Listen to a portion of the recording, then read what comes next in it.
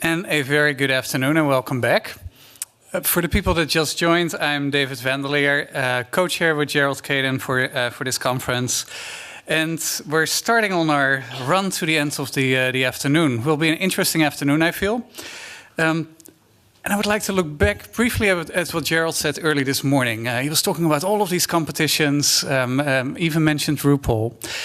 And there were a few competitions that Jerold didn't mention. So for instance, in China, they have this crazy competition in which people get covered in bees, like hundreds of thousands of bees on one person. Don't know why one would. No, I'm not sure what it's for. Then in Holland, we have this odd competition in which we still eat cake from strings. And you can only eat it with your hands behind your back. What I'm trying to get to is that competitions don't only take place in the design field. And this afternoon we're starting with a panel titled The World Beyond, and we have three fantastic speakers. I think of some and I know of most, who will be talking about what is happening outside of the design field in these competitions. First up, we have Jenn Gustetic, who's working at the White House Office of Science and Technology Policy. And Jenn is slowly getting well known to Van Allen, so we're happy to see you again. Then our second speaker is Nidhi Chaudhary. Almost good? Yes, very good. We practiced over lunch. Who's at HeroX? I'm happy to have you here today. And then our last speaker, but certainly not least, is Bill Aulet for the Martin Trust Center for MIT Entrepreneurship. So great to have all of you here. And let's kick it off with Jenn. I won't do introductions in between, so Nidhi, you can go straight on after that. Hello, and I have the coveted right after lunch spot, which means I will try to vary the pace of my talking and the loudness and quietness to keep you paying attention. So good afternoon. And I am happy to be here and to share with you guys some of the prizes and challenges experience outside of the design world that have been occurring for the last several hundred years as well. Many of you may not know that Charles Lindbergh actually flew across the Atlantic in response to a prize competition. It was called the Orteig Prize. Back in the early 1900s, it was a $25,000 prize for the first nonstop flight from New York to Paris. A lot of people died trying to actually accomplish this prize. We say that in the prize space that there are 4 reasons why people participate in prizes and challenges, the 4 Gs: gold, guts, good, and glory. In this case, it was very much guts and glory that he was competing in this particular prize competition.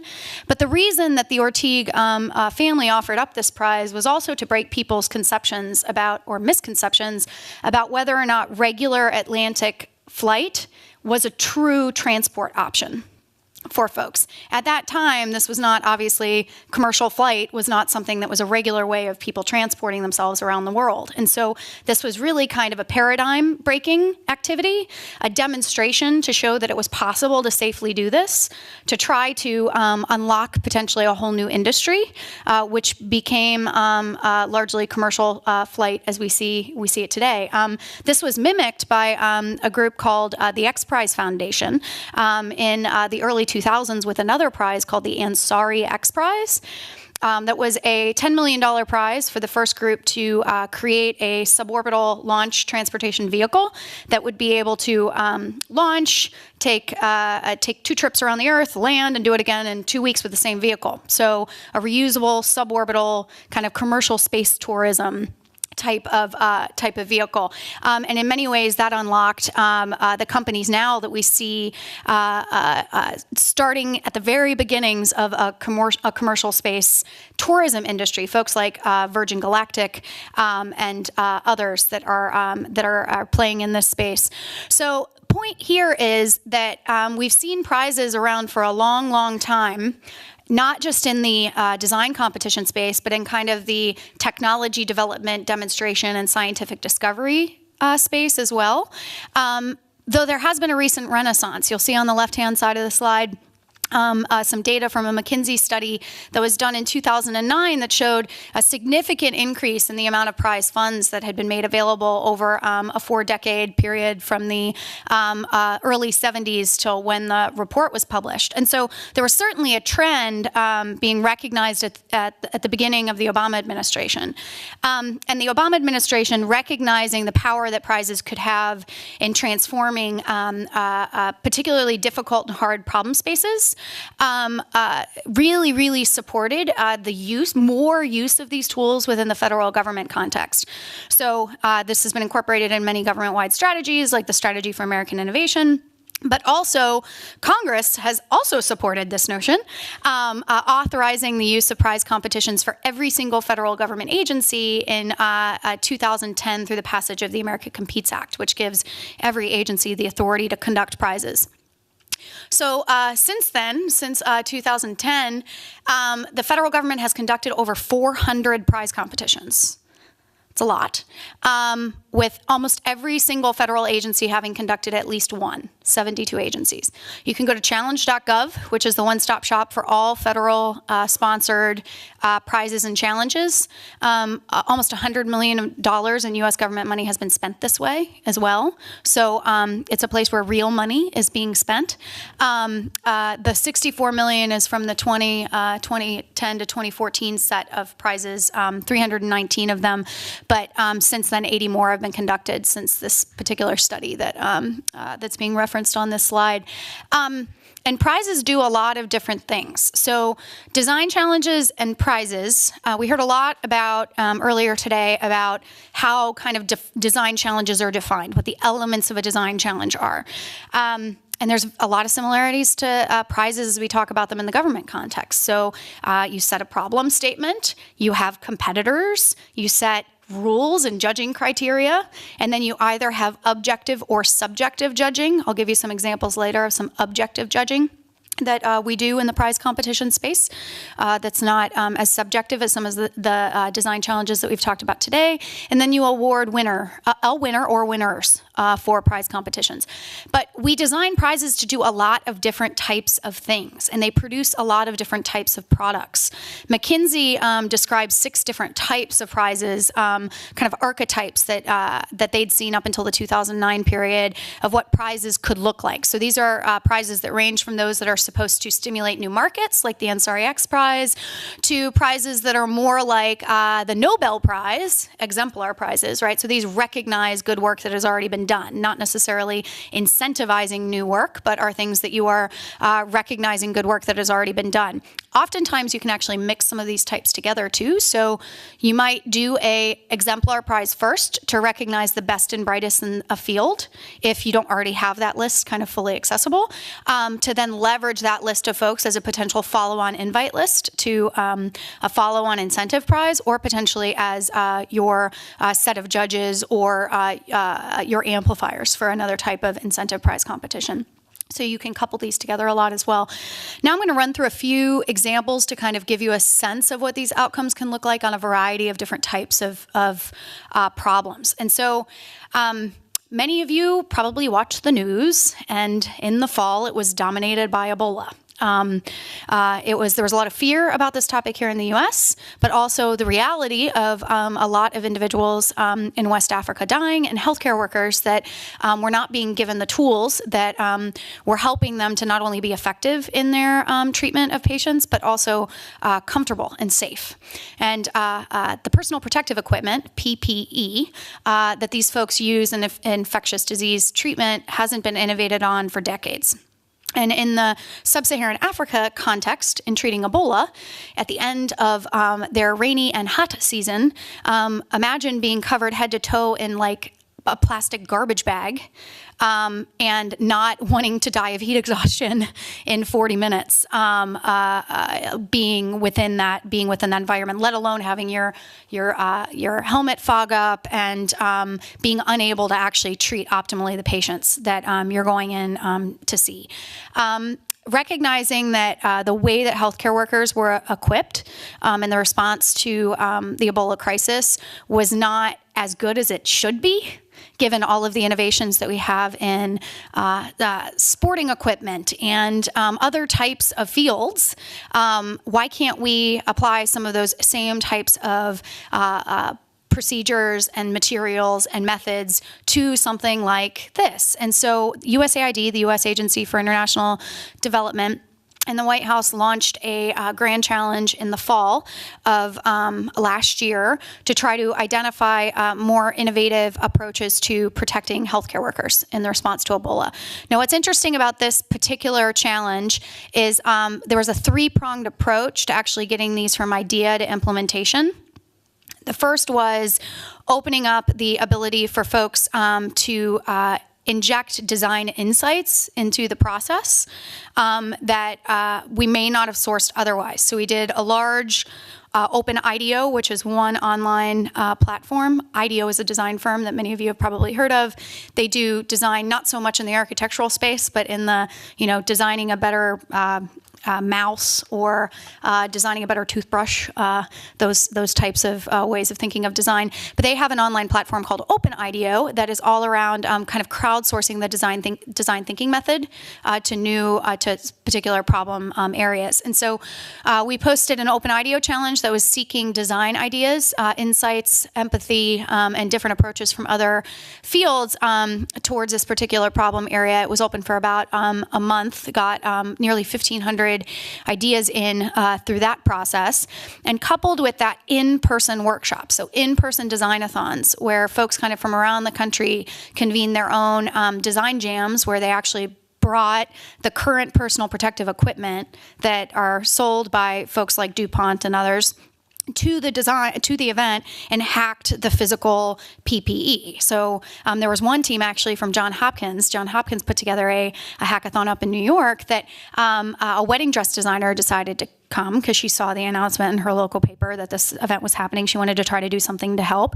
And she ended up being a member of a team that she was the critical member of the team that actually built the new suit, sewing it, being someone who was really familiar with working with materials and putting together kind of complex suits. And that team ended up being one of the winners of a follow-on $2 million funding opportunity that USAID offered to try to help take the best ideas and get them the ability to be tested in a government facility. So many of these ideas, if they weren't actually tested and certified, you'd never see the light. These would never see the light of day actually in the field, because they only certify things that are safe for use in these environments. And so, in this particular case, I think it's interesting because we use three different tactics: an online ideation platform, in-person hackathons, as well as a follow-on funding call for the best ideas to actually be fed into testing and further development. And this all happened in 3 months, which is like beyond fast for the federal government. Another example that's close to my heart, I am actually from NASA. I'm detailed to the White House for a year and a half, but NASA does a lot of really cool prize competitions, and we've been doing them since the mid-2000s. This is an example of a prize competition that was run in 2008, so it might seem a bit old, that's 7 years ago, but oftentimes that's how long it takes actually for companies that come out of prize competitions to find ways to get their product to market. So a lot of the best examples that we have from really transformative technology development and demonstration prize competitions tend to be 5 or more years old. This particular one was a very objective prize competition. So the previous one, they were paper proposals that people were evaluating against a certain number of factors. With this one, you actually had 2 or more companies bring a lunar lander. So that is a lunar landing technology that was physically brought to a demonstration facility over the summer of 2000, and this one was 2009, that had to be tested head-to-head against another team to see how well it objectively performed, taking off at a height of 50 meters, translating 100 meters horizontally to another landing pad, and landing to like centimeters of precision. They were ultimately judged on who made it most close to the target. on a matter of centimeters. So very objective. I mean, if you were watching that, you either did it or you didn't. Your technology was able to meet the challenge or it wasn't able to meet the challenge. And in this case, the winning team got $100,000, but a second place team also got just shy of $500,000. And so with most of NASA challenges, there are first, second, third place opportunities for cash.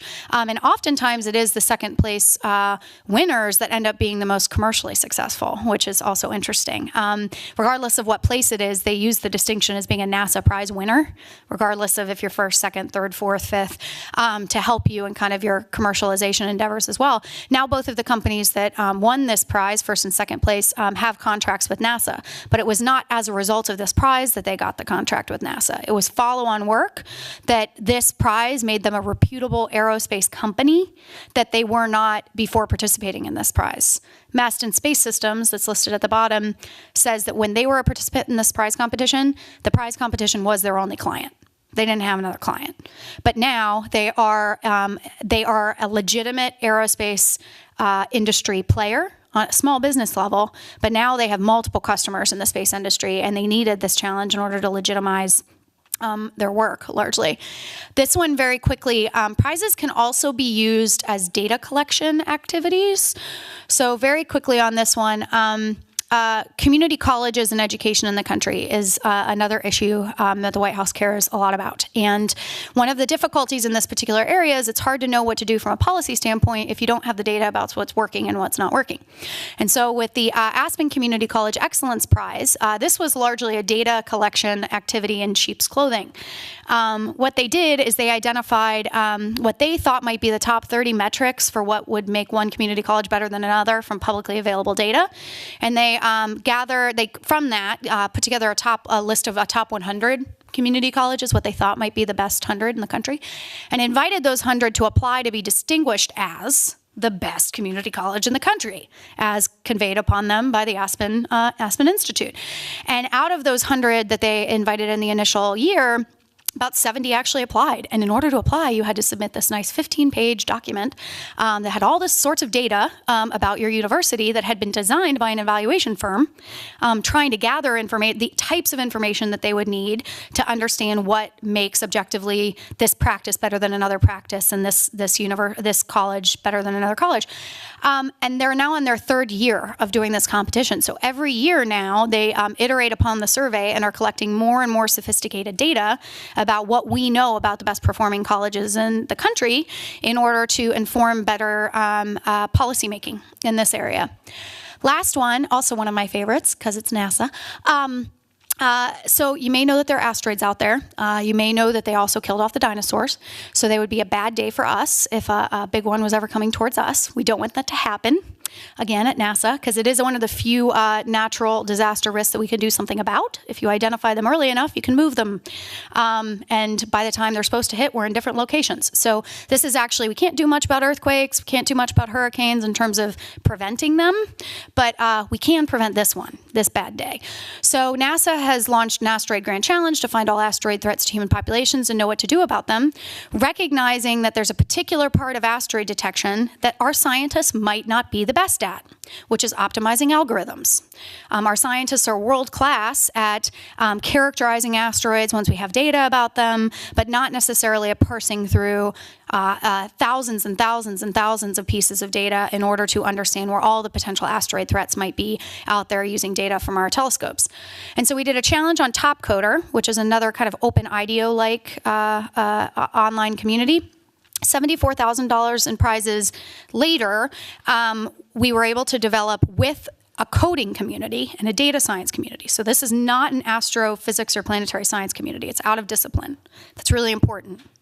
That we were engaging out of discipline skills to incorporate those particular things that they're better at into the system at NASA to make that the whole system richer by engaging disciplines that we don't traditionally engage, and got an algorithm that is 15% better at detecting asteroids in the main belt between Mars and Jupiter, which is huge, and none of the scientists thought that was going to be possible.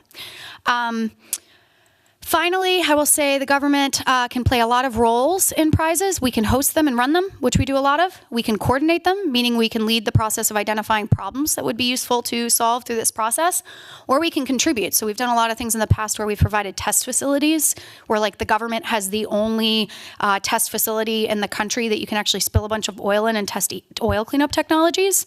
So for the Wendy Schmidt Oil Cleanup X Challenge that was run by the XPrize Foundation, the government provided the testing facility so you could actually do the objective head-to-head competition for oil cleanup technologies. And finally, I'll leave you with this chart, which shows that prizes and challenges, crowdsourcing and citizen science are one of a number of different options that the public sector and the private sector have in order to solve problems. And they're not right for every type of problem. By no means, I am the first one to say that prizes are not the right tool for every problem, but they can be transformative for the right kinds of problems. The other thing that I will say is that if you've seen one prize, you've seen one prize. They're all very, very different. And thus, prize designers and the act of prize design is more like a craft than it is a science. It's more like an art than it is a science. We're still learning a lot about what makes prize design best in some situations, better in some situations than others. So with that, I look forward to questions on the panel discussion at the end. I'll turn it over to my colleague.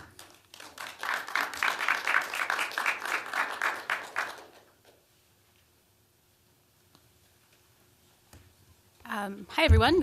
So it actually works out really nicely. Jenn covered most of my slides, so I can cut my presentation to 5 minutes, maybe? No. She actually did cover quite a bit, so it's really wonderful to sort of see the synergies between, obviously, what government is doing and what we're also doing at HeroX. HeroX is a spinoff of XPrize, which has been mentioned a couple of times already. So I'll start with the story again that Jenn had mentioned, which is the $10 million XPrize. And so for those of you who don't know, Peter Diamandis is a man of grand visions. He started XPrize Foundation about 14 years ago, but he's a man of a rather small stature. He's 5'4", and he wanted to go to space, and NASA said, no, you're not tall enough, so you're not allowed to go, and he thought that was rather unfair. So he created the XPrize to send someone to space, and then the Ansari family stepped in and offered $10 million to fund the prize. As you can see, it was launched in 1994 and then awarded in 2004. And again, as Jenn mentioned, this sort of revolutionized the entire industry. It created the space for Paul Allen to come in and step in and provide a great deal of investment funding, actually to the second place winner, and then Richard Branson to eventually buy the technology and create Virgin Galactic and SpaceX, which you might have been hearing in the news recently. So what it really sort of speaks to here is that, you're only paying for success with a competition, right? You're putting it out there and you're saying to the world, go out and actually prove that this is possible. And you only give out the money. So the XPrize was only awarded once someone could actually prove that they could send 2 people to space. 26 teams spent over $100 million. And I think this is something that's interesting because it's come up in several conversations that what is sort of the compensation level? And even by Rebuild by Design, right? Teams spent in upwards of 3 to 5 times of what the prize money actually was. So it's a really interesting phenomenon to see that if there's something that captures the imagination, companies, individuals, organizations are really willing to invest the money because they're becoming leaders in this industry. And what's also really interesting here is, again, something that came up in our conversation with Scott and Rebuild by Design is that there's a lot of peripheral like ongoing marketplace activity that happens with the challenge. There's a great deal of media, there's a great deal of support, and there's a lot of stuff that can happen that isn't necessarily with the challenge itself, but there's investment dollars, there's commercialization, there's new companies that come out of challenges that you may not actually have thought was possible. And so HeroX is a spinoff of XPrize. XPrize Foundation runs really, really large grand challenges that run between 5 and 10 years. And they're 5 and 10 years, and then they're also in the range of $10 to $25 million. So they're incredibly large. They require a great deal of fundraising and support from fairly large entities. But what XPrize discovered is that lots of companies, communities were coming to XPrize and saying, I have an XPrize. I have a challenge I want to launch, but they weren't at the scale that XPrize normally launches them at. So HeroX was born to be able to provide a platform for anyone to be able to design a challenge, create a challenge, run it, accept submissions, crowdfund the prize if they actually didn't have the money yet, to accept the submissions, and then to actually judge all of that in an online space. So HeroX provides a closed sort of platform, I should say, that allows anyone to launch a challenge. And the other thing I wanted to mention here as well is that we've heard a couple times from both Jenn and Jerold about sort of the sacred nature of challenge design and how it's it's an art.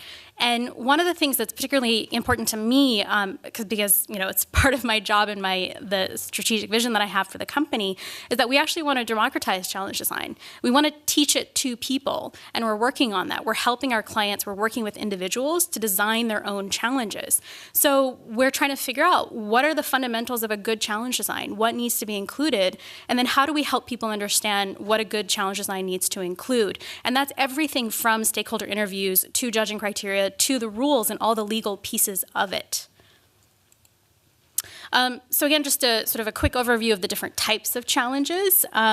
We've got proof of concept challenges, which is like the Ansari XPrize, that you actually have to prove the impact. You have to prove that you have solved the challenge in order to win. They tend to be longer in length as well as a higher prize amount because it does require investment from the part of the competitor. Ideation challenges are smaller in prize money and also smaller in duration. And they're mainly paper submissions. They require someone to either submit a document, a series of documents, perhaps some renderings, things like that. But it's certainly less labor intensive than a proof of concept challenge. And so what I'm going to do now is on the platform itself, we encourage and we support anyone to launch any kind of challenge from any sort of industry. But for this particular presentation, I'm going to focus on a couple of cases of private sector challenges, so to really give you a sense of how competitions can be used in the private sector. And this is one of our favorite challenges that's in development right now. I think it's come up in various conversations. It's called the Go Fly Up Challenge. It's a $2 million proof of concept challenge to create a market for personal flight devices. So essentially a jetpack. And an entrepreneur has come to us. She has created 2 companies in the past, and now this is her sole work. This is what she's spending all of her time on. And she is developing a challenge that will eventually allow anyone to be able to strap on a jetpack and go run their errands or go to work or anything like that. It's a $1.5 million pot at the very end, but it's a 3-stage challenge, which is also rather interesting. And it's offering money at each of the 3 stages so that the competitors are, one, being judged at each of the 3 stages and being provided with feedback, but also getting money along the way so that they don't have to bear the burden of all the costs as they're going. But one of the things I wanted to mention with this particular challenge that I think is interesting with private sector challenges is that Gwen will be seeking the IP or a royalty-free license to the IP from the competitors. Not just the winner, but all of the competitors. Because what's interesting is that if you recognize if you only take the IP of the winner, it's actually motivation for everyone else not to win. Because then they get to keep their IP and they get to commercialize on their own. So instead, the agreement has to be framed to take the IP of every single competitor who enters the competition, which is why she also has the $1.5 million grand prize, right? When you take the IP from someone, you've got to compensate them really, really well. And so instead of taking full IP, she's going to do royalty free. So she has a period of time where she can use the IP license so that she can keep the prize amount just a little bit lower than what it would need to be. And then she's also got investors who have created the pot of 1.5 million. She's not, putting all that money in herself. So it's an interesting setup as well because those investors will get part equity into the company that she will eventually create with the solution that comes out of this challenge. So some really interesting, groundbreaking things that will happen here. So the MMP Challenge is run by a consulting company out in Calgary, and they're running an ideation challenge to improve health outcomes for Aboriginal Canadians. And what I really love about this particular challenge is they've really gotten stakeholder interest, not only from First Nations communities all across Canada, but as well in their own company itself. They've really gotten the right stakeholders involved. And also, I took them through about 10 weeks of actually designing their own challenge, from teaching them how to do stakeholder interviews and talk to subject matter experts, what kind of questions you need to be asking, how do you set judging criteria, and what do those criteria need to be. What are the rules of the challenge? And another really great piece about this challenge is that they are awarding a $25,000 grand prize, but they're also going to open the challenge to a People's Choice Award. So they're going to do a public vote, and they're going to ask the public to vote on a winner and award them $5,000. And if you can also see on the dashboard here of the challenge itself, you'll see that there's entries. The challenge opened probably about a month ago, so it's really quite early to be getting entries. But this challenge is also structured so that all entries are public, which means that throughout the process, as people are submitting, you will see all of the entries. People can comment, and then they can go back and actually update the entries and make them better and stronger. Rehabs.com is another really great challenge. This is a company that is focused on supporting individuals with addictions. And they are running a video challenge, which when you think about submissions, you think about paper and sort of the actual product. But in this case, they're asking for a video that people will submit that, in their hope, will destigmatize substance abuse and behavioral addiction. And they'll award $10,000. And what's particularly unique about this challenge is when you think about they want people to actually prove that they've had impact with these videos. But how do you do that? How do you get an unbiased judgment of, someone actually saying a video is great? Because all you'll do is ask all your friends and family, right? And they'll give you great comments, and you'll only ask the people who are going to tell you that the video is fabulous. So instead, they're going to run the proof of concept, which means that people will submit the videos, and then they're going to go to a closed group of 10,000 people of their own community, design a survey, and ask that community of people who have an unbiased view, who don't know the competitors, to then demonstrate what is the impact that's being had by these videos and how are you reacting to them. So that should be launching in the next, actually in June. The Ellucian Student Success Challenge was a $50,000 ideation challenge. It was actually recently awarded. And what's particularly unique about this challenge is Ellucian came to us and they said, we want to run a closed competition for just our customers. We don't want to include the crowd. We don't want it to be open to everyone. We want to run it just for our customers because we're really interested in the issue area of student success. And we want to understand how all of our customers, who are all higher education institutions, are handling that issue. So again, we fully trained their staff on how to design their own challenge and then how to run it, and then they completed it on their own, and the winners, as you can see, were recently announced. And then finally, the Gold Cork Challenge, another unique challenge. It's just sort of in the realm of challenges. It's not a HeroX or XPrize challenge. But I'll just point out here that, so Rob McEwen had a gold mine. He couldn't find the gold anymore. He's like, what do I do? Like, I'm going to lose all this money. I can't run my business anymore. What should happen? So he put out a challenge for $575,000. He's like, guys, go out and find me some gold. Like, figure out what's going on in my mind. Why isn't this working? So 1,200 teams from 50 countries. If you can imagine, all the gold devices or something like that, they did more than that, but they figured out how to find 6 million ounces of gold valued at $6 billion in his mine. So that's pretty incredible. So Rob only had to give out $575,000, but found $6 billion of gold in his mine. So can you imagine what will happen, what could happen with the potential of challenges? And then finally, just a couple more, that are happening in the world. Some of you may have heard about the Netflix Prize. It was $1 million. And what's really interesting about these challenges is that they're all very, very specific to their work, to their industries. Netflix didn't run a philanthropic challenge. They didn't say, go save the world. They said, we have an algorithmic problem. We want to improve our business. Come in, we'll give you $1 million and tell us how to fix it. And the same thing with Allstate.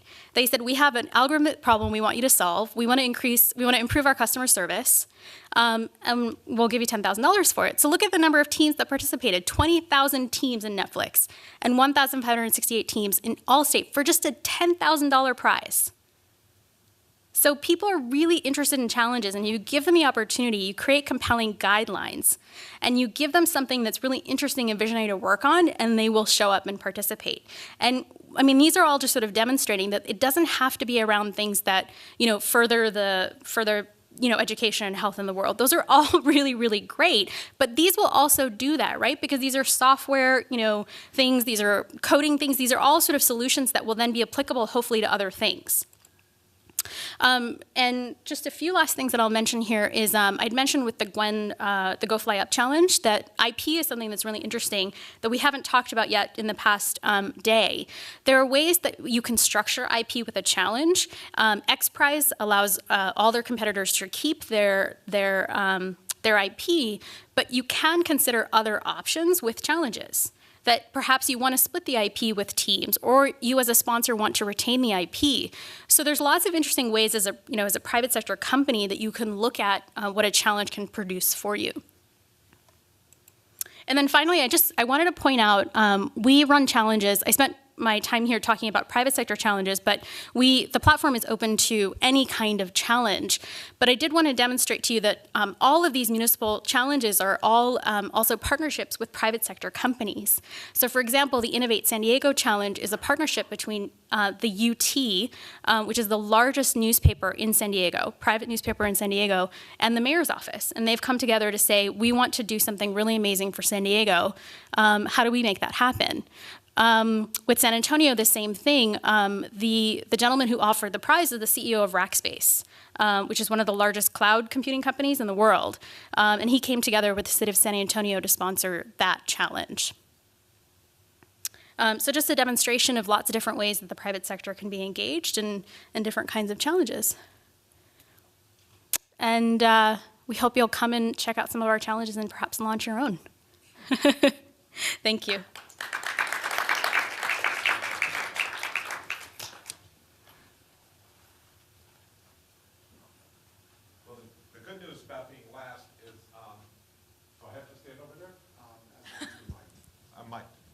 Working? So the good news about going last is I get to hear what everybody else said. The bad news is that my slides are not that relevant anymore. But I think the first thing I'd say is that I come from, is it possible to turn the lights up? Because I'd rather have more of a conversation. Is that okay?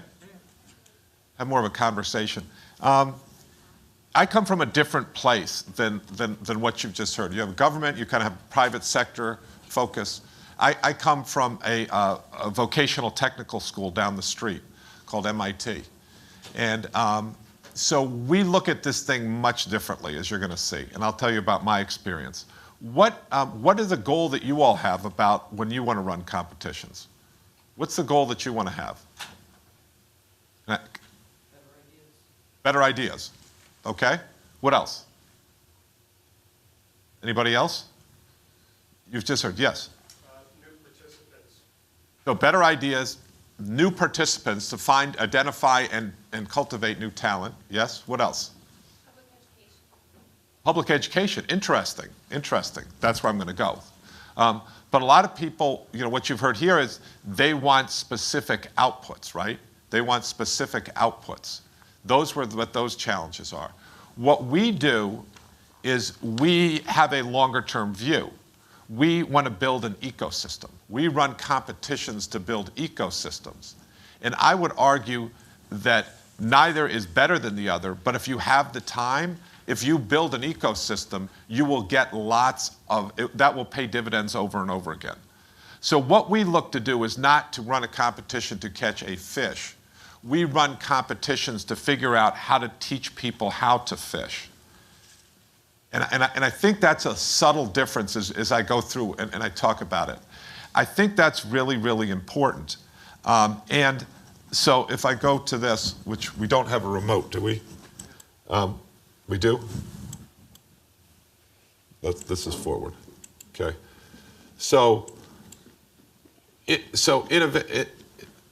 we have a remote one? Oh, this one, okay.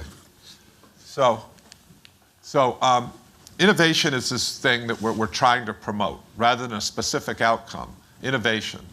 And it's this new cool thing, but do we really know what innovation is?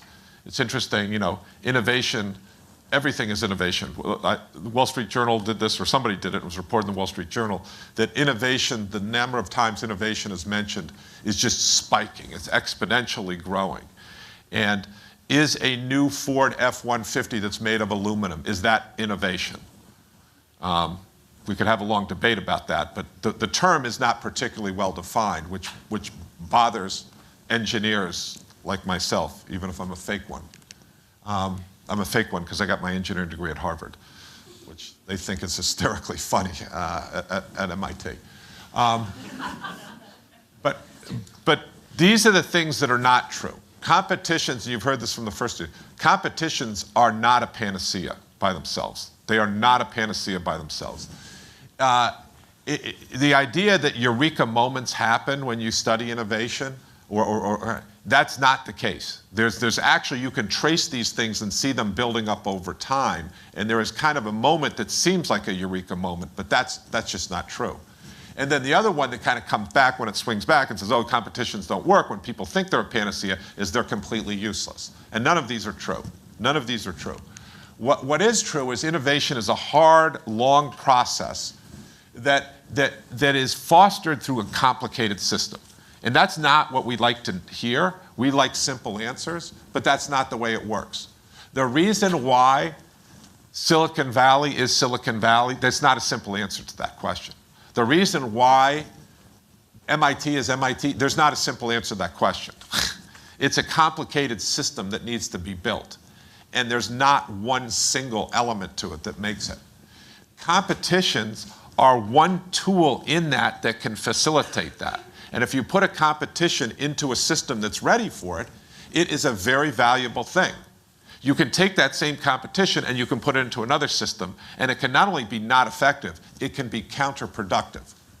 So it is not a question of a competition is useful or not. It's a question of where are you putting that, what context, how ready is it?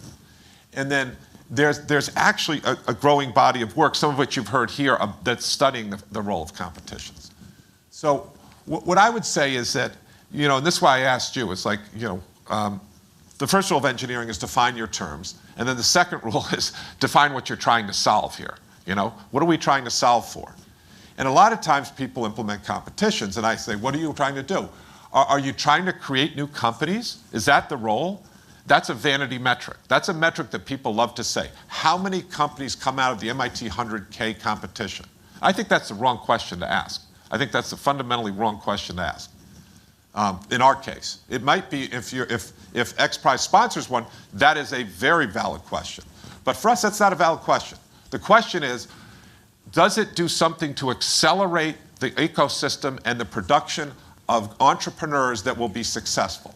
Do we accelerate the process to teach people how to fish? And the answer to that is in the right circumstances. But even if you do that, when you're trying to teach this, you can teach people innovation, but it's about, as we say, the head, the hand, and the heart. It's the head, you have to have knowledge about how to do this stuff. Knowledge is not sufficient. You have to then put that into practice with hands. And then you also have to have the right mindset. Often you see people that changing the mindset, a competition can go through and produce no companies at all. But if it fundamentally changes a mindset, this will pay dividends over and over again. It knocks companies, organizations out of their homeostasis. It can start to create a different feel. It can identify talent, as someone mentioned here. This actually is very important. I work with companies, and they can run a competition. There are going to be no companies that come out of it. I mean, you just have to understand that it's very unlikely that companies will come out of it. And often they vastly overestimate the value of the ideas that they have. It's like if you have kids, every parent on the sideline thinks that their kid is just amazing athlete, And likewise with companies, the companies think that their ideas are amazing. And you see this over and over again. And then they set up venture capital funds to promote their own ideas, and they don't survive in the marketplace. But what you can do is identify talent, and then you can also use competitions to build bridges. You can use competitions to improve the ideation process, which you've heard about from some of the previous speakers. And this is partly changing mindset, but it's also training them in the ideation process. And it can be a training vehicle to identify them and then use them as a carrot to get them to do certain things. I want to win the Boston Marathon. I'm not going to win the Boston Marathon, but if I try to win the Boston Marathon, I might get in good shape, I might be healthier, there might be a whole lot of ancillary benefits. The competition actually is a head fake to do other things. And fundamentally, going back to this, changing the mindset and all these, changing the culture, is I am embracing the fact that you can be entrepreneurial, you can fail, you can do some of these other things. That can be important. But it doesn't do it by itself, as I'll talking about later.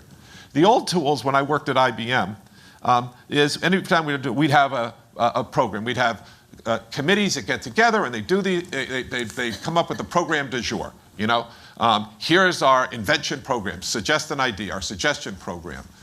They changed the incentives, but they didn't fundamentally change the culture of the company, and they didn't identify talent, and it wasn't particularly systematic, and it would go away.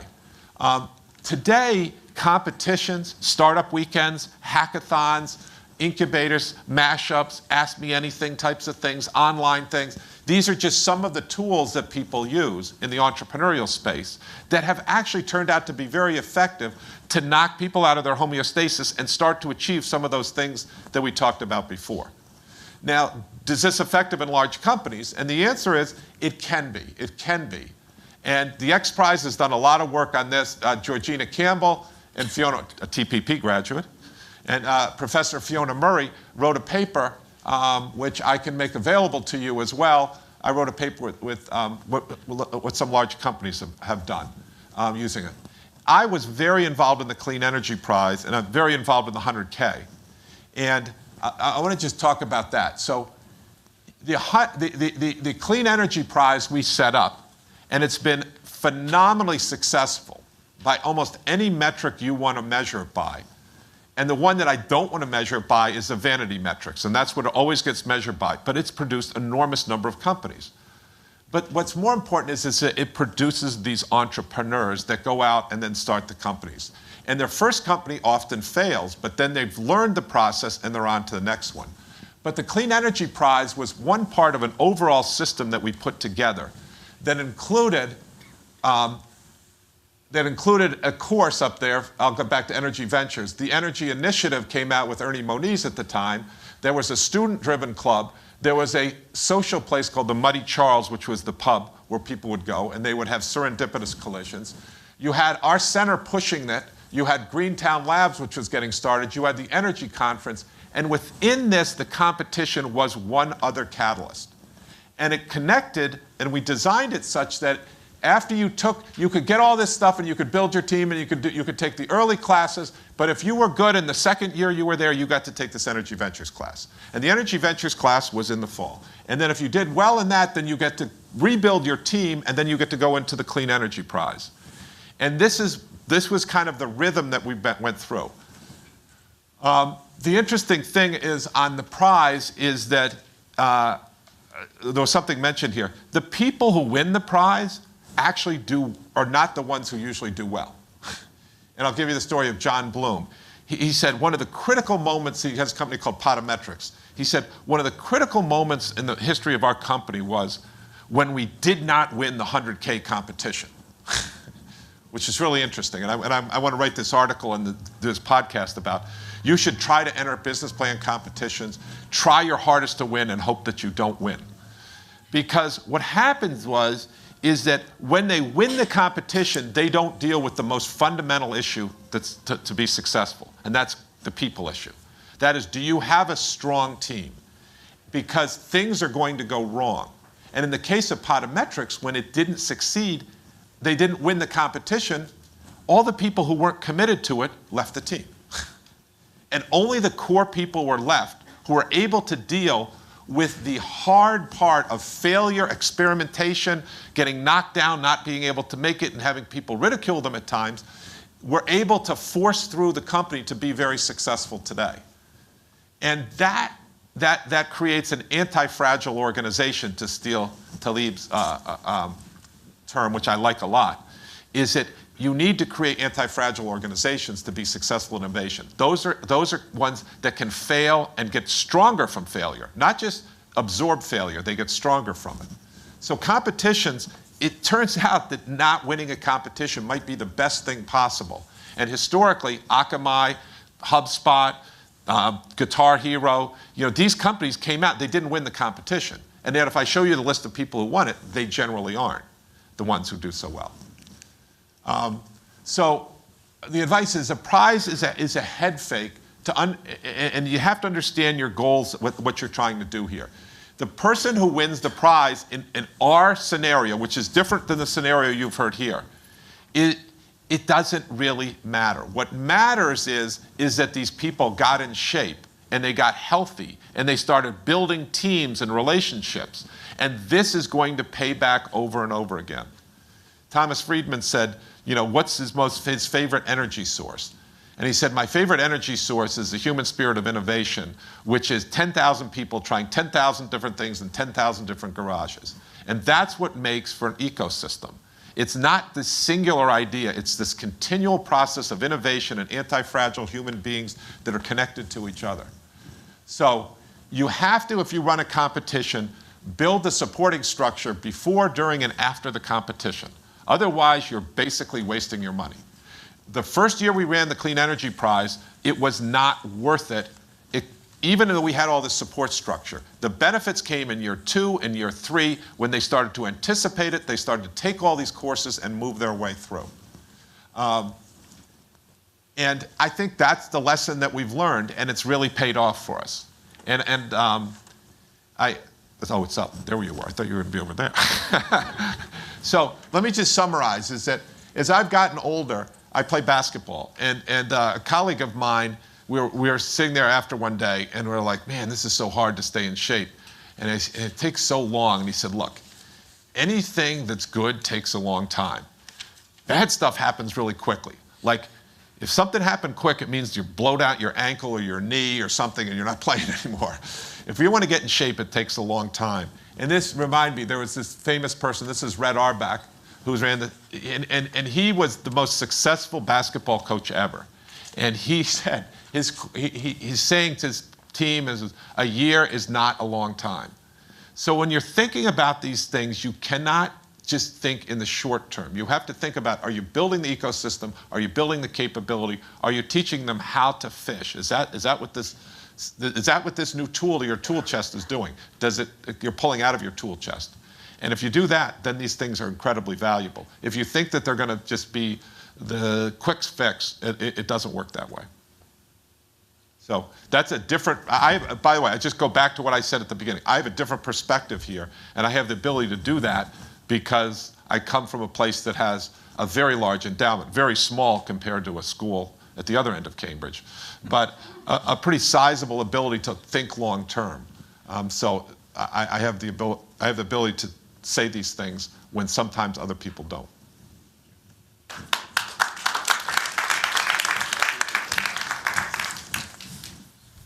It's your right here. Good.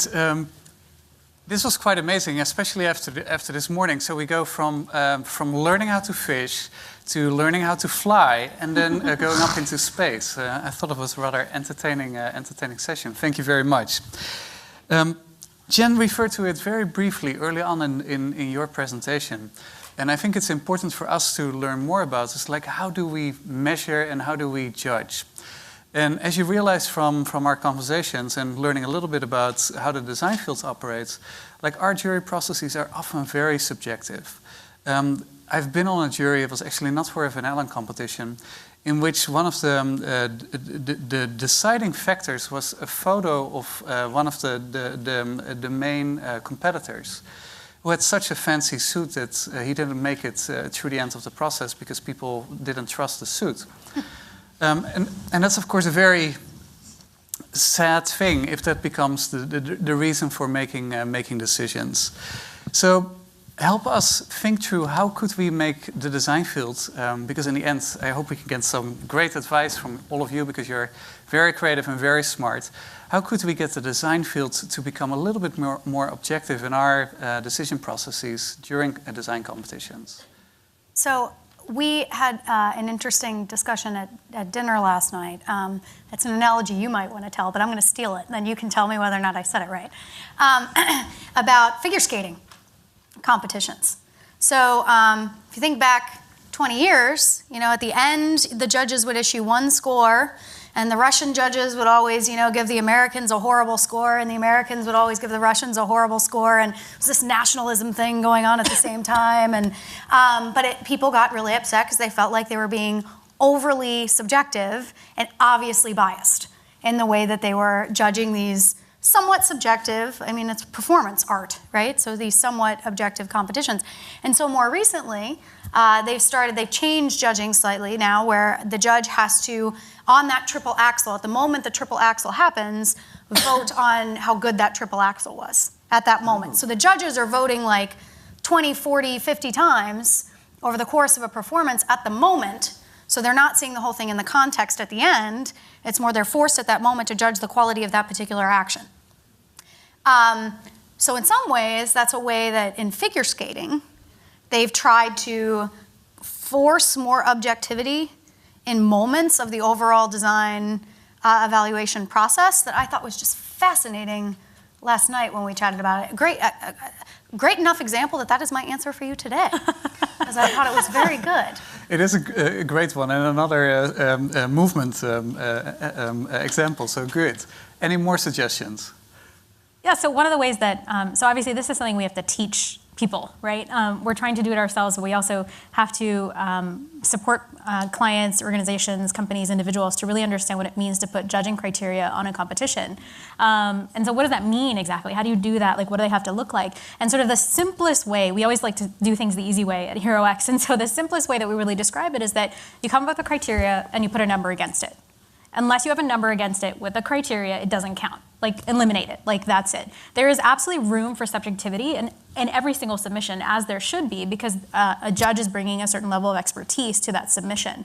But your scorecard, which is what we call everything, like a judge has to have a scorecard, it has to have very specific criteria, and it has to have metrics that are put against it. And unless and until someone actually meets those metrics, they're getting a big fat 0. And so that's how we're supporting individuals to really sort of, our companies to understand what's required in just a really, really sort of simple way of what judging criteria needs to look like. I'm going to react with one thing to that too, is that there's this like horrible Goldilocks part of this whole process too, because you can, if you overly specify the requirements that you're trying to get people to meet, if you set the baseline, if you set the number, they will design their solution to that baseline and that number. So you will have people that game their solution just to make sure that they're checking all of the boxes, exactly how you say that, and you could end up, especially if you don't fully do problem decomposition well at the beginning, you could end up getting exactly what you ask for, which is not what you want. Yeah, which is why the framing of the problem is so important, right? Because you have to understand, which is why the whole problem definition is so critical, right? Even so when we talk to customers is that you can't design a challenge in a vacuum. You can't just sort of decide that this is what the world says and this is what I want it to be. You really have to go talk to the world. You really have to go talk to the stakeholders and the subject matter experts who will tell you this is where the bar is and this is where we think for $1 million you can raise the bar to. And what we generally sort of encourage people to do, and even when we're designing challenges, is that, okay, the bar's here, raise it like 5 times.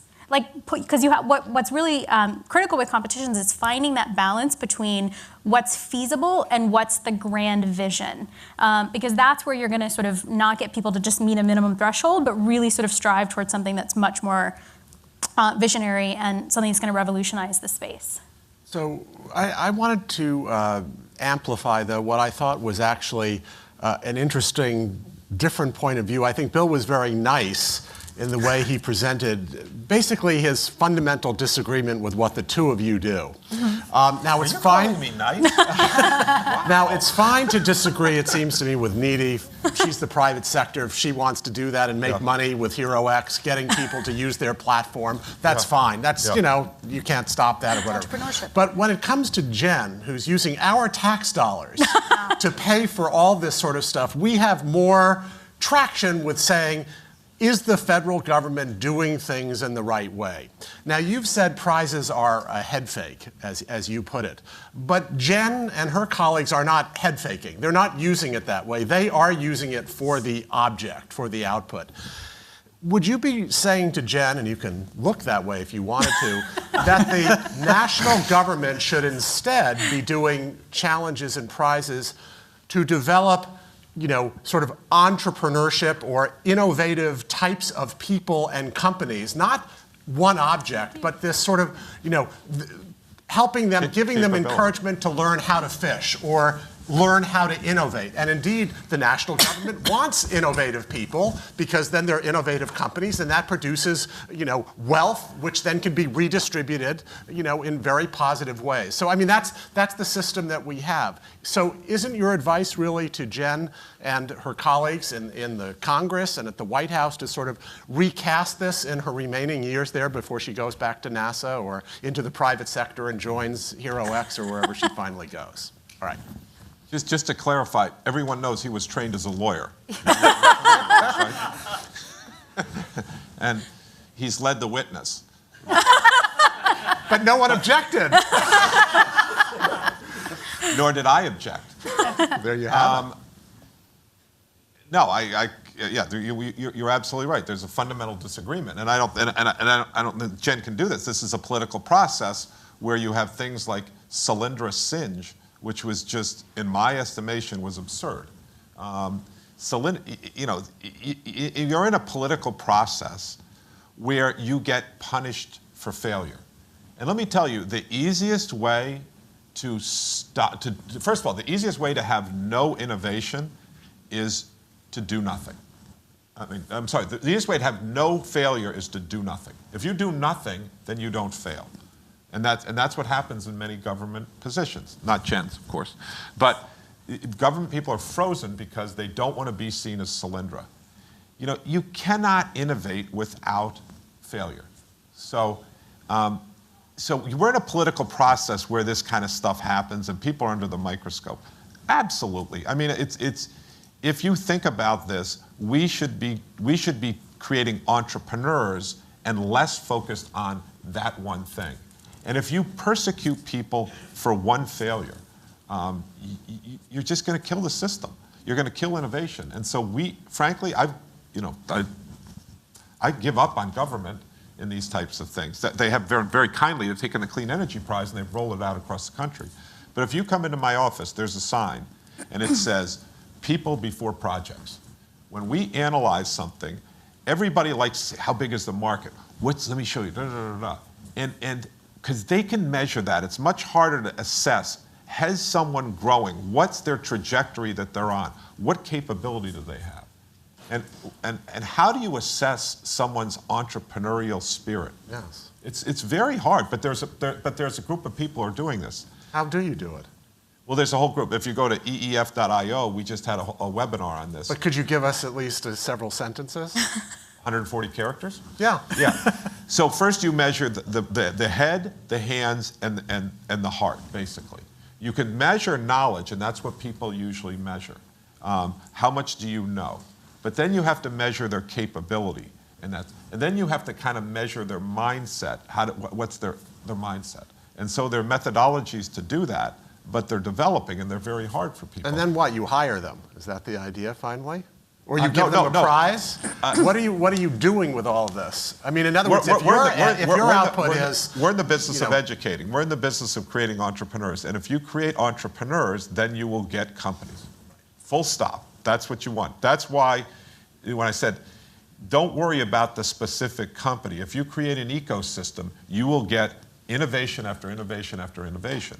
That's my point. Right. But I'm just wondering if you're marrying the idea of competitions to create and encourage innovators rather than a product.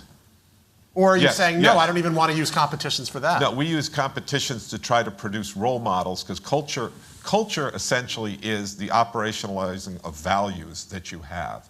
And to do that, it goes through what urban legends you have, who are your role models, what do they see day in, day out. And let me add that I object To the lawyer? Yes, yes. If I could go back to the one slide that I had on outcomes, that particular list of things that was in the Deloitte report lists 6 different ways that the federal government is using prizes and the public sector is using prizes. Yeah. And a couple of those outcomes are very much around kind of changing behavior, market stimulation that gets down to the entrepreneurship level, to the business creation level, to the supply, demand, advanced market commitment kind of level. But learning from things like what MIT has done with the MIT Clean Energy Prize, the Department of Energy scaled something called the National Clean Energy Business Competition that's now in 6 regions across the country, that's all around trying to encourage clean energy companies developing kind of across the country. But I will say that one tends to be evaluated at a different metric level than yours. You're completely right in that because the federal government is investing in 6 regional business plan competitions, the metrics that they're driven to be evaluated by are things like these vanity metrics, like companies, as opposed to when an organization like MIT that can have more of a kind of system 100-year look, 50-year, 20-year outlook on things, can say, no, truthfully, the right metrics that we should be looking at are this set, not the vanity set. And so I think that there's a similarity in philosophy, right? But sometimes the way in which you have to justify and continue to keep support for the programs that you're doing, you have to nail on some of those metrics that mean something to the appropriators in order to keep support going for those, even if the evil plan under the surface all along is knowing that things like what he has mentioned are really more important. And that's almost like the wolf in sheep's clothing bit of entrepreneurial competitions within the public sector and the federal government. I would say we still have a lot to learn from folks in the private sector that are able to do those in a very, very impactful way. So by the way, your objection I completely agree with, and I think what happens is we can agree at this level, but then when it goes up to the funding level, this is the whole Solyndra thing. The Solyndra discussion about Solyndra was absurd. I mean, it's like so many discussions at the government level now. It's absurd. Can you describe a little bit for the audience more, for those who don't know about the Solyndra? So Solyndra, they invest in clean energy, and Solyndra fails. And everyone says, look at this, they spent money on it. It didn't work. Someone has to pay for this. Well, that's what happens in startups. There is no such thing as innovation-driven entrepreneurship without failure. It does not exist. It's like a chocolate lava cake that tastes good with no calories. It's a complete figment of people's imagination. It's just, that doesn't exist. So they were waiting on the sidelines for the Solyndra, whether it was Solyndra or something else. They jump on it and say, see, this program doesn't work. Well, guess what? My first company failed too. You could have jumped on me and said, no, nothing ever happened. But that's how you learn and you go through the process. There's an old saying, which isn't technically true, that lemons ripen before plums. Bad things happen before good things. That's an experiment. And if you prevent people from experimenting, you will kill innovation. And that's the Solyndra story. I'm still trying to, though, grapple with this notion of using a competition mechanism not to procure a jetpack, not to procure a design for a building, but to procure innovative designers or to procure innovative entrepreneurs. And that's what I want to hear a little more about. How do you structure that as a competition? Or are you just talking about not a competition, just investing in and helping with, encouraging that kind of development, but not using a competition mechanism to actually procure that object, which is not an object of a jetpack? Yeah, but I think that just sort of, I think we're in agreement here fundamentally. There's different kinds of competitions, right? We've heard that all day long. There's just different kinds of competitions and what they produce outcomes for. So what I'm asking all of you now is, starting with what Bill sort of brought to the table, but how do you use the competition mechanism to actually choose or select innovative operators, whether they're companies or individuals? Sure, so I'll give you the example. I worked for Ashoka for a number of years, and for those of you who don't know, it's one of the foremost organizations in the in the world, I would say, to support social entrepreneurs. And the way that we ran competitions was, as Bill is talking about, to support entrepreneurs, because they were solving what they were doing is sort of telling us what their companies, what their organizations, and what they as people were doing to solve those problems that were being proposed. They weren't going out there and inventing something new or creating a new product or anything like that. They were telling us as social entrepreneurs, how are they solving this problem? And the goal of every single one of our competitions at Ashoka was to then give those prizes so that people could grow those companies. It wasn't for them to go off and do something else new. It was to grow something that they were already doing. So the focus of Changemakers competitions was fundamentally to support entrepreneurs, and people was a huge part of that, because part of the profile that you submitted was who's on your leadership, who's advising you to be a part of, to grow your company. And so it was a fundamental component. So of it. you had an open kind of thing where people would apply and say, I want to be a change maker and win the competition that Ashoka is running. Yeah. And then Ashoka would have experts at Ashoka to judge all of these people and then finally choose. I'll give you two examples. One would be the Night News Challenge that targeted innovators in the media space. And the second will be the Georgetown Energy Prize that actually targets communities and not individuals. But on the Night News Challenge, it is an ideas competition where they seek the best ideas for integrating data-driven journalism with the future of media.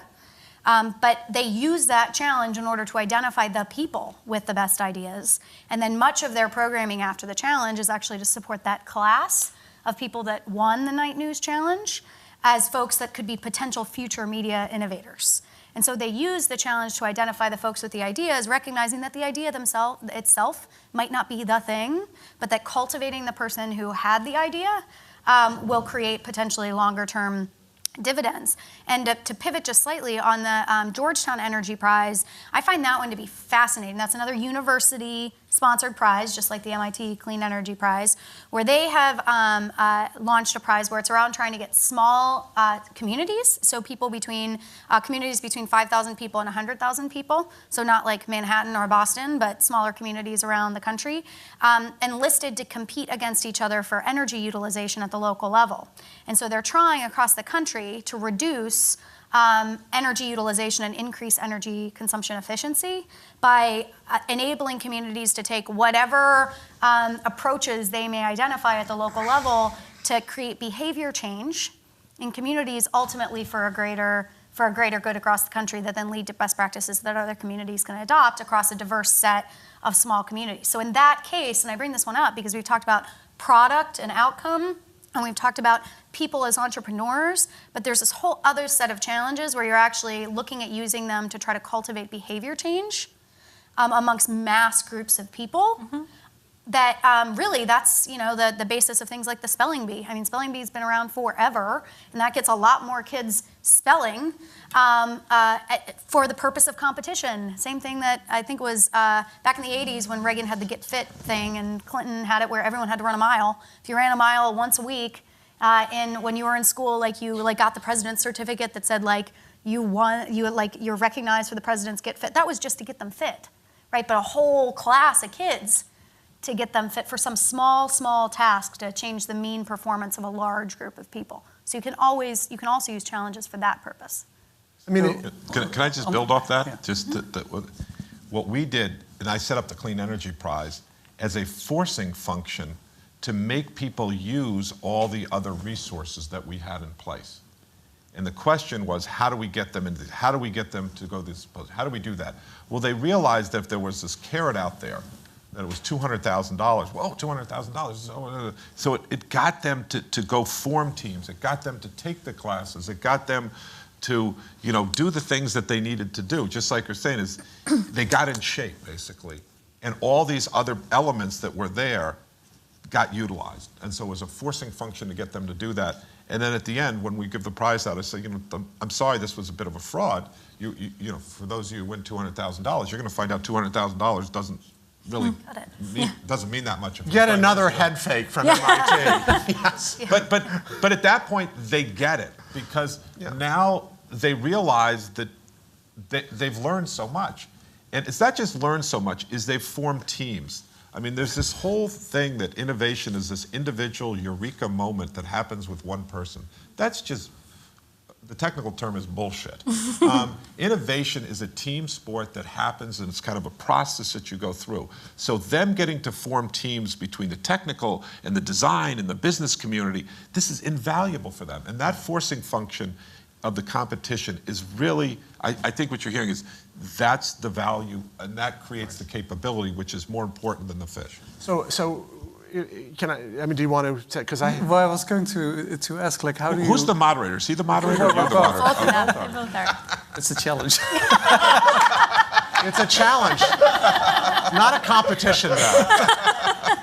We're looking at each other, trying to determine who's going to speak. We have this whole winking system going here. If we talk about the collaboration, how can you take your collaboration systems to the design field? Because in the design field, so often it's still the designer that wants to lead the teams, for instance. But I think when we look at your projects, it's actually very interesting that sometimes they're led by the oddest person in the room, the wedding dress designer, perhaps. Yeah, right. And I wonder if that is something that we want to stimulate more in our field. And this is a key insight that I took from your survey, too. When I looked at, when you were presenting the results, when I was skimming it, seeing how many folks collaborate with folks outside of discipline in design competitions, it's alarmingly low how much collaboration there is. And I get that, the lack of collaboration. And I get that architecture is a specific field and landscape architecture is a specific field, but there is very little desire to, it seems, and also in practice, collaboration cross-field, which is one of the things that I think, I know within our prize space, interdisciplinary collaboration and teams are key to getting the breakthrough ideas and approaches that might be a traditional approach in this field that just is not something that's in your gravity field in the way that you are traditionally working. And one of the things I think Rebuild by Design did really well, forcing folks to consider bringing all these different skills to the table that might have seemed like cognitive dissonance and we don't speak the same language and like this is not the way we like to work. So there could have been, and I'd be really interested in talking to more of the teams that were involved in that to understand if this truly was the case. Like that's uncomfortable. It is uncomfortable to work with people that have cognitive diversity from you and like don't look at problems the same way. But that's also a lot of the value that you get from going through that like tumultuous forming, norming process in order to really allow more innovation to the table. I should clarify, because at point I think it was 46 point something %. So that is actually within the design field. So designers do tend to work with other designers. But then one thing I didn't mention this morning, and that was quite interesting, the one field that designers would like to work with, and I was like, oh really? There's so many fields that you can work with. And this will be a nice collaboration, of course, and interesting, but it was with artists. Artists, yeah. But there's so many other fields that you would want to collaborate with, I would think. Yep. So what's fascinating for us sitting here listening to this, if we have a particular takeaway from this discussion, has been this notion of using the competition mechanism to procure sort of or reward changed behavior or behavior that we think would be better, i.e., for the design world, somehow being able to have a competition in which we end up choosing and rewarding designers who are doing, their practice in a better way. It doesn't necessarily have to be in a more innovative way. That word, as you've said, is overused. So, but in a better way in some way or another. And somebody has to design that brief, develop the metrics of determining what that is, stating what the goals actually are for that as a designer rather than the product itself. And that's an interesting challenge and an interesting thought for all of us. I think we should have done this as a workshop with these three. Can I just say one thing, and this won't make the room happy. But we're not a design school at MIT. And Boston isn't a great design. That makes us happy. Yeah. So, wait, hear the whole thing out. But we have traditionally been very good. They're both designers on the faculty.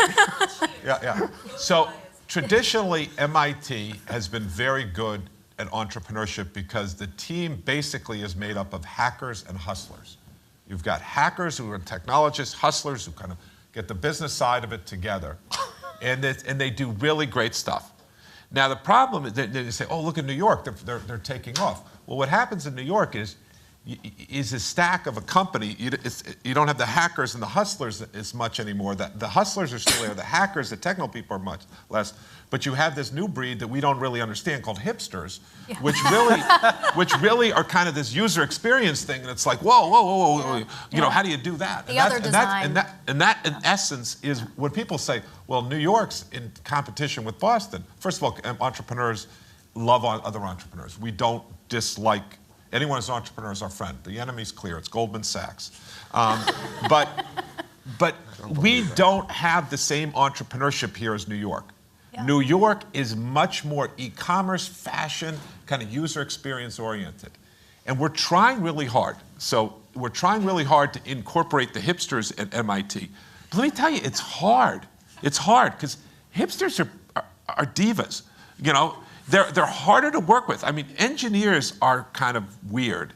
But eventually you get them to work with the hustlers and everything kind of works out. Now you have hacker hipster hybrids too. Yeah, and they're all that ages. is very common. Yeah. But this idea, and I'm dead serious about this. We have a problem incorporating designers in. They say, oh, the only thing that matters is design.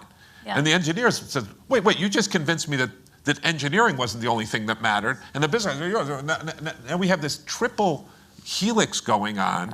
Yep. And and I'm telling you, it's the hardest thing is to get the designers to be a part of the team and recognize a proper role. They think that they should run the whole thing. So if we agree with you, finally, we will design a competition that will reward those designers who now take the leap and go beyond the old engineer and become the new engineer, the new designer, as you're describing. And that would be, part of this kind of effort to signal to the marketplace of designers that they have to be different. All right, we've gotten our time signal, which means that we turn to the audience now, if that's okay, sure. David. Let's see, who do we got?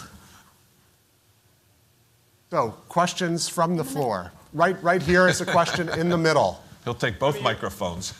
When are you going to come out with a competition for competitions? Because that's really what's missing here. We actually did that. We did that.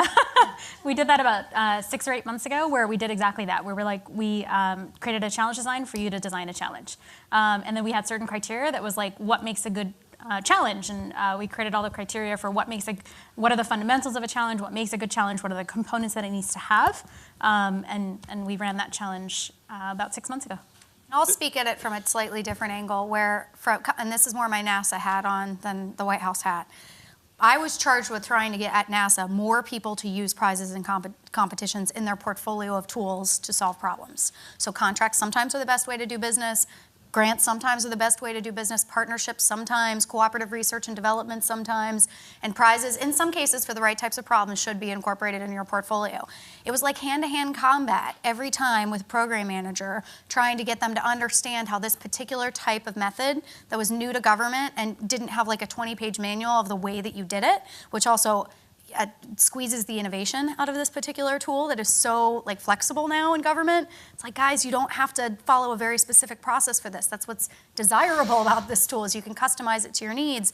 The most difficult thing for me was trying to get folks to even understand what types of problems were well suited for challenges, let alone a challenge for challenges. I mean, if I were to just ask, and this is an organization that's done 10 years of challenges, right? And over 100 of them at NASA. And I couldn't still do a wide call to say, hey guys, give me your best ideas for challenges, because most people still had no idea what a challenge was. They had no idea what kind of problem was well suited for that type of mechanism, and then they would think that a challenge could either do way more than it actually could do, or they'd just do it for a video competition or for an apps competition, and not actually be thinking about the things in the middle that are the highest impact. So much of the work that we did was literally hand-to-hand, like hand-holding with program managers to help them figure out what types of problems are better suited to that, and then helping them to pilot them. So I struggle with this whole notion of challenge for challenges because I don't see high quality coming out of challenges for challenges because folks just don't really know. And if they can do this, I think this is going to be awesome. I do. I want them to succeed in being able to equip folks with the skills to be able to generate their own challenges. But it's hard. It's hard to develop a good challenge. Is there something if I understood it, Bill, correctly, you had a system where you run from challenge to challenge, and I kind of like that. It gives you a way to rethink what you're doing in the middle of the model. Would that have worked for Jenn? From challenge to challenge, you mean that we go year that whole circle and... Yeah. So we have a class, by the way, that goes at this, sponsored by the XPrize, that does, how do you build a competition and how do you, do it. But I just think it's a really complicated problem and it has contextual, for the energy that's different than the app world and things like that. And I think it's hard to have a general solution here. You can have a certain mindset. Now, I'm from New York, so I'm born cynical. So, but yeah. So we go from challenge to challenge. Sure. You just have to have a long-term approach to it. But I think just one really, really quickly thing to add to what Jenn was saying is that, listen, we're a startup. We've been around for about 1.5 years now. We're going to fail. Like, this is just inevitable. Like, we're going to have moments of failure where this isn't going to work. But I fundamentally believe, I come from a design thinking methodology, idea world, frog design kind of situation. And so I really do believe that these are methodologies that we can teach other people. The high quality is not going to happen right away. It's just not. Like, we've seen a lot of shitty challenges. They just don't work. But that's, for us, we see that as a learning experience because then we get to learn, okay, well, what are we missing? What are the fundamentals that people just aren't getting? What are they not grasping? And we're using that opportunity to really learn from our users and our customers of what do we need to teach them in order to help them really devise a strong challenge. And we've been able to do that. We've been able to take people through trainings and really support them to figure out what this is. And hopefully it'll just continue to sort of, extrapolate from there and, just the curriculum will get stronger and stronger. This may be too difficult a question, but I'm glad to hear Jerold and some of you say innovation's an overused word, but I feel like it's the holy grail here. I went to school here. Before that, I was in architecture school, and we were taught anything that was historicist was evil, and it all had to be modern, all had to be innovative, innovation.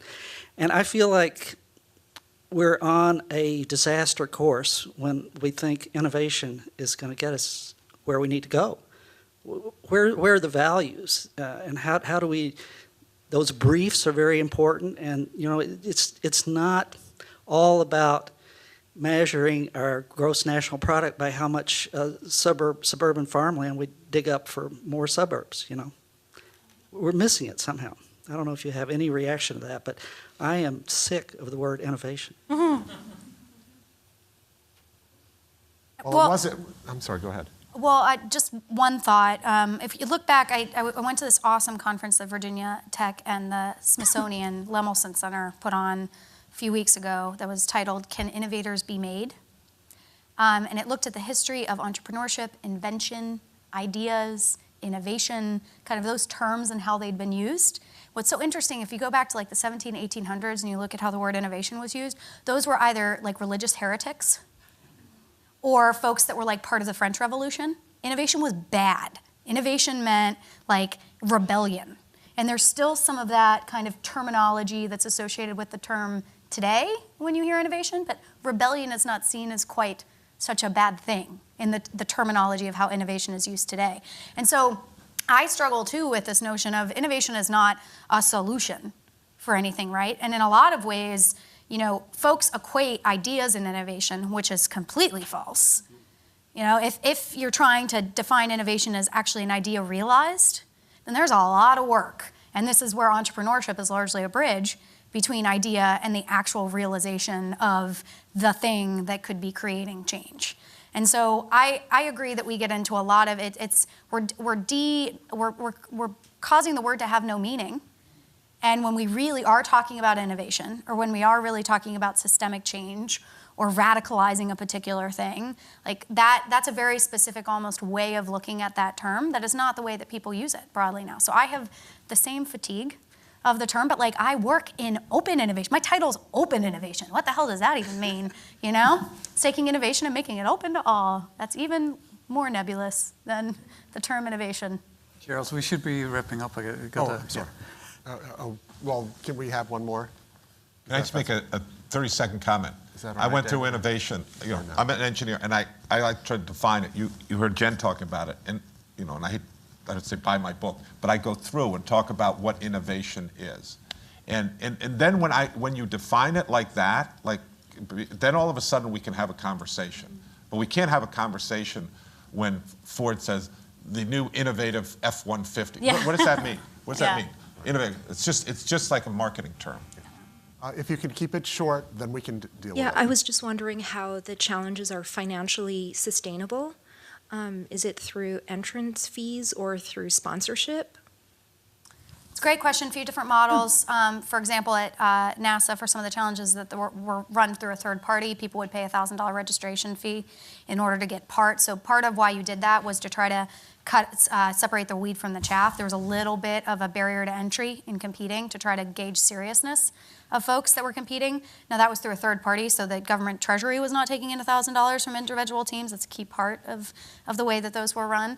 But some of it depends on like who is benefiting from the invention or the idea that comes out of it, types of barriers to entry that you want to actually like create or take down in the process. And some of it is actually, a lot of it is government appropriated funds, but in some cases, like with Rebuild by Design, Rockefeller Foundation and some others put up money to actually support that $2 million. So no HUD money, other than Scott's salary, was spent on the HUD Rebuild by Design challenge, because it was in partnership with philanthropic partners. That was another $2 million, wasn't it, your salary? Just for a completely different one, at MIT, how do we get funded? Over 80%, I think it's 86% of the money that comes into MIT comes from entrepreneurs. And so they are the most generous people that give. And it's not their first company. I mean, if you just walk around MIT, you know, it's the Stata Center, it's the Koch Center, it's the, you know, it's the Porter Building. It's all these people, and they're all entrepreneurs. McGovern Center, they're all entrepreneurs. And so if you can be patient with it, they're extremely generous, because they realize this is where they learn this capability. And we didn't take, you know, this idea that I find horrible now of schools taking a piece of students' companies so that they can make money. I find this just so wrong at a moral level and so wrong at a financial level. If you allow them to learn how to fish, and it's not going to be the first fish they catch, it's going to be the third fish, data shows. And they'll be very grateful that you taught them how to do that. And if you can be patient, the data is very clear at MIT. They are enormously grateful for that. So XPrizes are funded by really wealthy people or really large companies like Google and the Ansari family and you know, things like that. So they front the money, $10 million, $25 million, things like that. There is usually a registration fee with XPrizes because they are usually very technically intensive, and so to operate XPrizes is actually very, very significant. They can run between $3 and $7 million to actually operate the challenge itself. With HeroX, we charge a platform fee for anyone who runs a challenge on our platform, but the prizes themselves are sponsored by a customer or client, but we also have the capability, and we're supporting companies and individuals to actually crowdfund prizes as well, like Kickstarter, because we do believe that just like Kickstarter, people will want to be a part of a solution to help solve problems, and so we want to be able to give out people the opportunity to crowdfund the prize dollars as well. And your platform fee is based on the size of the... On the size of the prize. Yeah. Something we need to learn. Yeah, Thanks well, and every vendor has a very different pricing model. So that's another interesting thing is in this space. HeroX has a very different pricing model than Topcoder, which is very different than Innocentive, which is very different than Kaggle and Tongle and GrabCAD. And I mean, like, there's dozens of these online platforms that specialize in different kind of communities that you can tap into for different types of problems. It's why it makes them hard to buy from the government perspective, because there's not like one way that you can price out proposals against one another. Thank you very much, everybody. Thank you.